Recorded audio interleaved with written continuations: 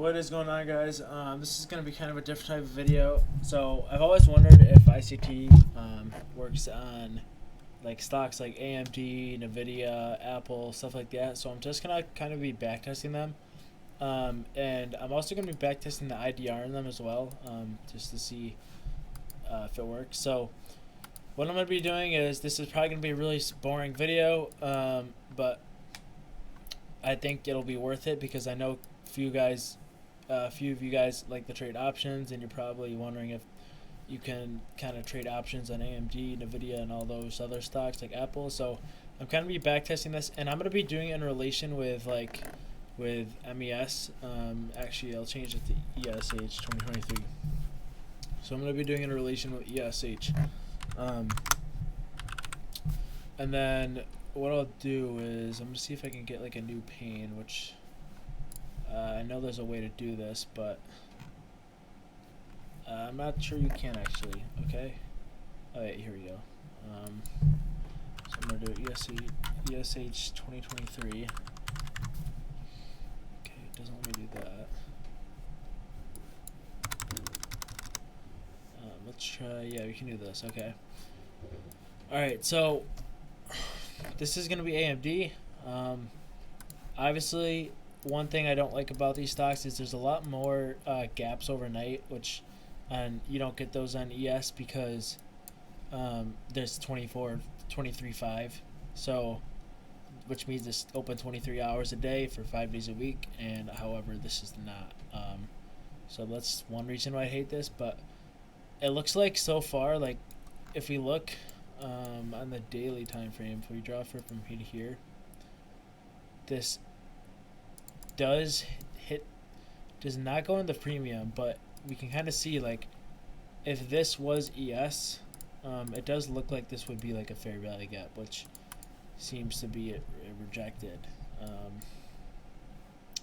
So from this chart alone, this doesn't look good to be using ICT on the daily. Like, this is not even like a fair value gap, it's just like gap and then just a giant sell candle. It's more of a supply zone, I would say. And like even right here, like you consider this fair value gap, but we already hit liquidity, so I guess you wouldn't consider that.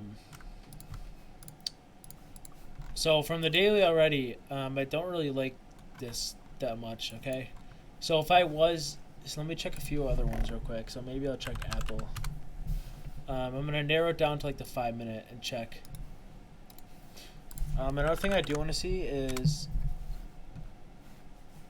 so on the daily, it does kind of look like same general shape, except here AMD made a higher, or ES made a higher high, AMD made a lower high. But you can kind of see same general shape so far. Like this day, we pumped Thursday, November 22nd. I'm pretty sure this was CPI or PPI, something like that. Same thing, we pumped AMD. So same general shape, but again, I wouldn't really use ICT in the daily from the looks of it right now. And the reason is because these are not clean gaps. These are just random gaps in the middle of the chart. So that's my first impression. I'm probably guessing the same with Apple. So yeah, Apple. Apple, you kind of got the same thing going on. Again, you got a higher high with ES, lower high with Apple. And it would be cool to check out US 100. So the US 100, you also get a higher high, but Apple, you get a lower high, which is kind of interesting. Actually, I'll take that back. So it looks like this is the swing low. This is the swing low. This swing low. So they all make higher highs actually. So again, these looks like these follow the same general direction. Just gonna compare it to ES now. But I would not use ICT on the daily. You can kind of see that like this kind of does respect it a little bit. So it goes in the premium. It goes in this giant sell zone, which again I would consider this is a supply zone. I guess you can consider this a supply zone, but this is more of a cleaner fair value gap, as you can tell. So that's something I noticed straight off the bat. So in general conclusion, I will not use ICT in the daily. I'll probably yeah, I'm not using on the daily. This is not clean enough for me, but ES is a little more clean. Like, as you can see, we had this fair value gap here, and we just, like, we have no random gaps in here. We have a clear bounce from this, and then boom. Same with here, bounce off this, boom. So it looks like it's much cleaner in ES. Doesn't really look good on Apple. Like, even right here, you kind of get like a small fair value gap bounce, and then we book up here. But it doesn't. That's like the only clean thing I see right now. So I'm gonna go to like the 15-minute maybe and check. And I do have IDR on.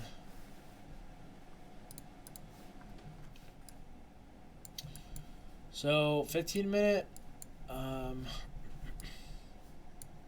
Can't really tell yet. What I'm noticing is there's a lot of gaps still, and I don't not like these gaps. So like right here, you can see this kind of worked. Let me just turn this IDR off thing. Like you can see, this is a clear fair value gap. There's no stacks. We don't take liquidity over this high. So far, I'm not liking this. But one thing I will say is, kind of got these general equal lows. Oops, don't need to do that. Got these general equal lows. You can see we go under them and bounce.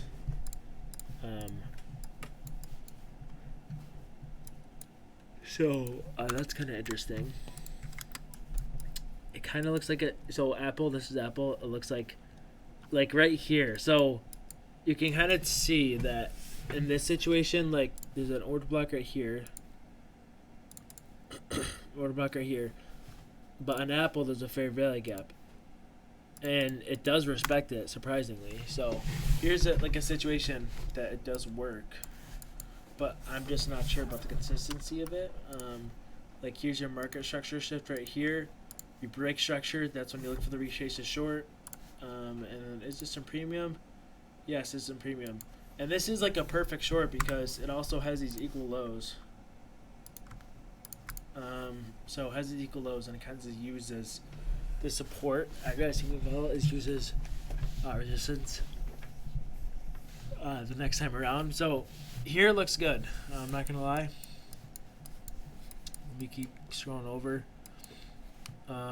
Here's the fair value gap projection. An ES, same thing on this one. Kind of shows like a little liquidity grab, but again, no fair value gap over here, which is interesting.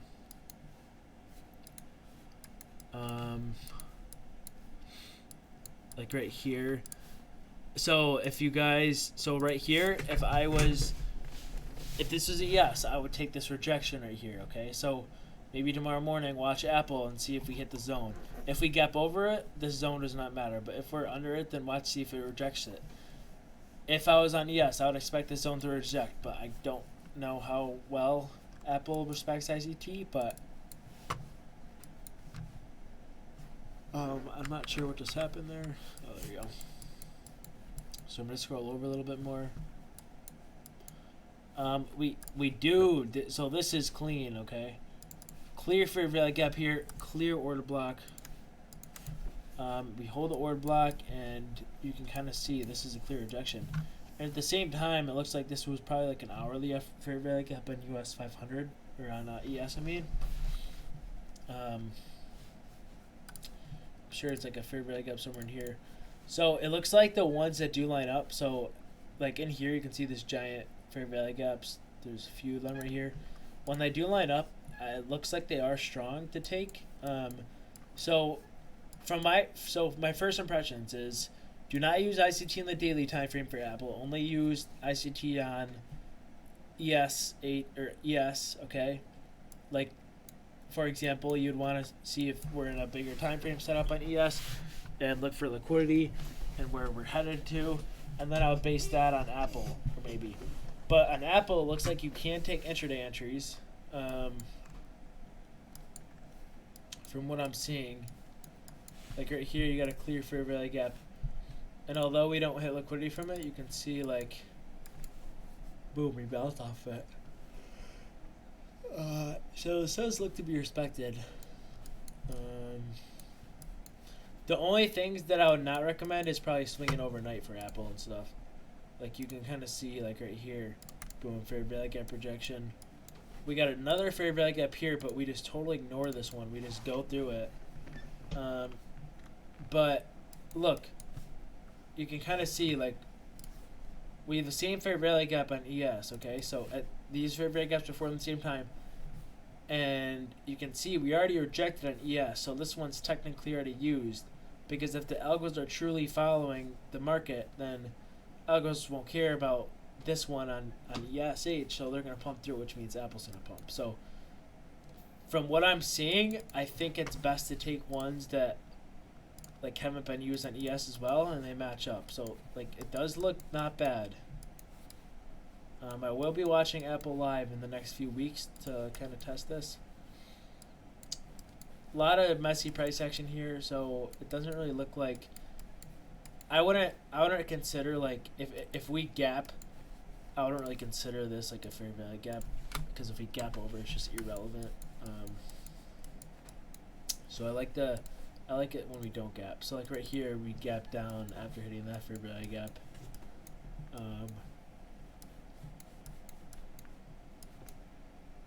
Yeah, so far this seems to be decent. I'm not gonna lie. Fair value gap right here. It is in discount. If we draw from this high to low, it's a 0.705 actually. So it looks like Apple does, for the most part, respect ICT. You're just gonna have to be careful, really careful playing the gaps. Like even this right here, it respects it.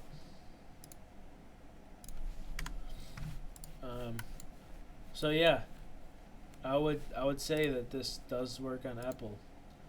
I think you just have to be a little more patient on Apple, and you have to be watching ES at the same time. Like you can see, like right here, boom, clear rejection. I know I've been drawing fair value gaps on ESH right now, like right here as I just drew this. But like, if you look up here, if there's a fair value gap on Apple, it'll reject too. So that's kind of interesting. So I think as long as you're watching ESH or ES at the same time, I think Apple will be viable, because if ESH and Apple both have a fair value gap in the same spot and they both hit it at the same time, I think it has a better probability of working. Like all through here, there's no clean fair value gaps. It's just tiny choppy candles. So that's what I'll conclude about Apple. Let me check Amazon now. Again, same thing with Amazon. I probably wouldn't use the daily for ICT. Already, we gap up. I guess you could consider gap ups liquidity grabs, because a lot of times when we gap up on stocks, from what I'm seeing, or gap down, we go the opposite way. So like, I mean, this one we gap down, we just keep going down. Yeah, I guess you can't conclude that every day, but let's say we gap over like some high, maybe. I'm not sure. I'll need to backtest this a little more, but like kind of right here, you can see we have this giant wick. We gap up over a giant green candle, and then we go the opposite way, which is kind of interesting. But like right here, we have like a order block right here and a fair value gap right under. You can see clear rejection. Same thing right here. We have this order block, and boom. You can clearly see that.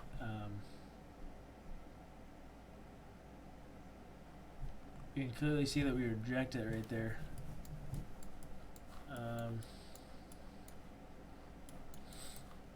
And like right here on Amazon, there's kind of a like an order block here, and we do reject it. So, and at the same time, it's also kind of a order block on yes. And I would say we reject it a little bit, but keep scrolling over and see what I see. Right here, we kind of got some of what looks like the sell model. I'm surprised this didn't even do anything, but it's kind of weird. So, like right here, this would not be bad for really got the take right here. And it's not really respected that well. I mean, it just wicks into it and then bounces, but it's not really respected that well. I'm not seeing a whole lot of clean fair value gaps. Oh, we must have gapped up big time there. Maybe not. Okay, this is kind of weird. Oh, there we are. Sorry about that. I'm not seeing a whole lot of fair value gaps in Amazon. Like clean ones I'll take. Let's see here. Yeah, I'm gonna be honest. Amazon does not look good as Apple in terms of ICT.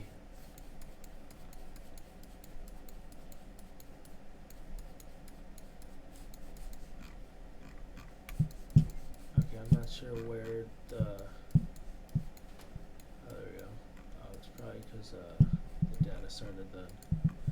Yeah. So in conclusion, for Amazon, I don't think Amazon would be very clean to take ICT setups, but I think if you did see one like on ES, for example, like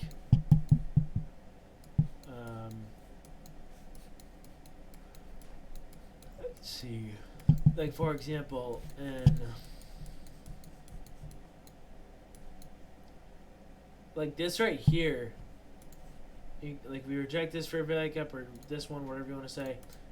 And like even right here, you can see we only have a tiny wick up, and we do wick up into a fair value gap, okay, in Amazon, and this does work. But I don't think there's enough clean setups on this to be trading this consistently using ICT. I think other strategies, EMAs maybe. I'm not gonna backtest EMAs, but this is very interesting for me to see. So you can see like we went up way harder in here than we did in Amazon. Amazon only wicked up there, and I'm sure I'm sure NQ probably did the same thing. I'm sure NQ did it, was a little weaker in this situation because they know Amazon follows a little more. But that's interesting.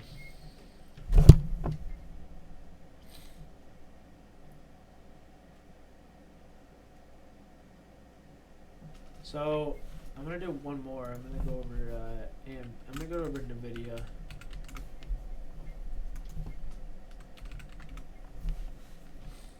So again, same thing on the video. I'm not gonna use ICT in the daily, obviously.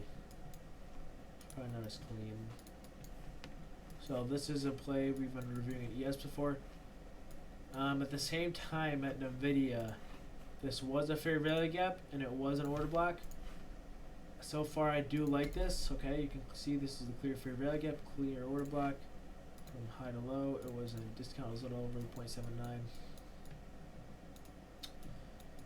Again, like this would not be a bad fair value gap to take, except we just totally gap under it. I'm sure you can maybe use old fair value gaps to gap under for like old support turning into new resistance. Right here we get a clear fair value gap projection right here, then down. We don't have liquidity, we go above, induce, and then we go back down. Right here, this is so I'm already liking NVIDIA a lot, to be honest. Like it looks like NVIDIA and ES do relatively follow each other, so we get the fair value gap here, and we get our rejection, same place. Again, right here, fair value gap. Not really fair value gap in here. We kind of get a small one. But I'm not sure what happened to it.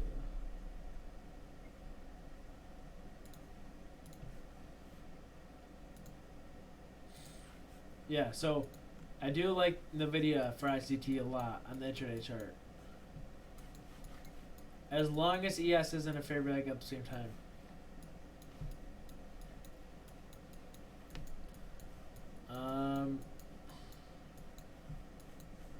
Yeah, so like it obviously the choppy candles like this, no fair value gaps, I'm not gonna be interested. But from the looks of it, I think NVIDIA and Apple are decent to play ICT with off the intraday. As long as ES is kind of in a fair value gap of its own, take the short on options, maybe NVIDIA at the same time, and I think those will not be bad plays. So last thing I do want to review is I'm going to go to Apple and I'm kind of going to review the IDR consistency. So let me exit out this. So I'm very curious to see if IDR works on other stocks. So I think we gotta go to the 5 minute. So this is Asia. Oh no, this is not Asia. This is sorry, my bad. This is from last market open, Friday. You can see IDR works in this situation. We close above this high. That's indicating that we're not going to get a low day. Same thing in this. We close about down here. That indicates we're not going to high day. Works here. Works here. Works here. It works here. Works here. Works here. So this seems to be very, very consistent. You can see this is used as a major kind of good level here. So far all these have worked. This did not work. This is the first one that has not worked. So this works, this works, this works. So literally every single one worked. I probably counted like 15 and every single one has worked besides one. So I think using IDR on Apple, I'm sure other stocks like NVDA, AMD, I'm sure that's fine. So if you don't know what IDR is, there's a video on it. I made a video how I trade with IDR and ICT last video. So I think this is very doable. It does look good. Shout out to Master for sharing this. I'm sure it's been around before that, but he kind of enlightened it a little bit and changed it. So yeah, I really like this strategy a lot. I think IDR does work on stocks. It might give you bias. I'm sure a lot of you struggle maybe to get bias on stocks like Apple, Amazon, AMD. Chances are that if the IDR matches up with this, Amazon, US 500, or I mean ES and MQ, if they're all the same, I bet you that's an even higher chance the IDR will work. So, and I only use IDR for bias, not entries. I use for entries or order blocks because, again, this is just telling you that with 88% probability we're not going to hit lower day, and in this, like you can see that. Let me go to the first one real quick. Like you can see that, like let's say we can close under here in 5 minutes. That means we're not going back above there, but that doesn't mean we can't retrace up here because if you go puts down here, then you might get wrecked. You might go down here, then down. So I would use this as more of a bias instead, or maybe like a sell signal. So. Yeah, in conclusion, I do not like Amazon. I do not like ICT and Amazon, but Apple and NVIDIA it seems fine. As long as it as long as it matches up with ES at the same time. There's like a fair value order block in ES. I definitely like them. I like IDR in Apple. I think it works very well. But yeah, that's all I got for today. I think this has been interesting. I'm gonna keep backtesting this by myself. Kind of be watching this live, maybe paper trading live setups on this and see how I do. So if you stuck around to the end, I'm sure you learned something, because I know a lot of people wonder, does ICT work in stocks, and for the most part it seemed like it did. On penny stocks, I'm guessing, on penny stocks, no, I've done that before, I've backtested it, it does not work in penny stocks because volume will just knife through a fair value gap pretty quickly. Can't really, because there's going to be more like actual money trading that than algos. I think algos mainly trade like big cap stocks. I mean, there are algos on penny stocks, but not as much, I think. But yeah, this has been an interesting backtesting session. If you want to join my Discord or Patreon, links in the description below. Alerts will not save you, but I did have about one loss last month. I wasn't really too happy with myself because I didn't have as many alerts as I did the other 2 months, but again, I was decently consistent. Mostly wins, some 20-point wins, some 5-point wins, but yeah, appreciate you guys watching, and other than that, enjoy the rest of your day and night. Hope you guys had a good Christmas, and peace.